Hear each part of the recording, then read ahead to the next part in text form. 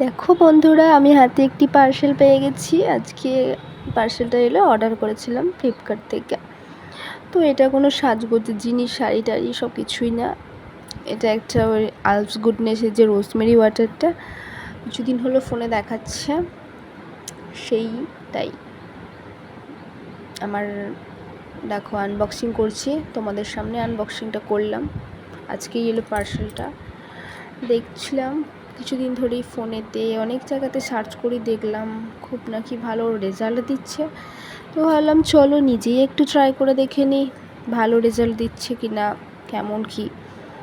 তাই অর্ডার করেছিলাম, চলে এসেছে খুব সুন্দরভাবে। পার্সেলটা গুছিয়ে গাছিয়ে পাঠিয়েছে, তো থ্যাংক ইউ ফ্লিপকার্টকে অনেক।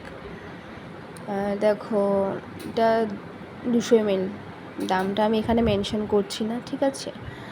আমি তো অ্যাড দিচ্ছি না এটা। তো দেখা যাক ইউজ করে কি হয়।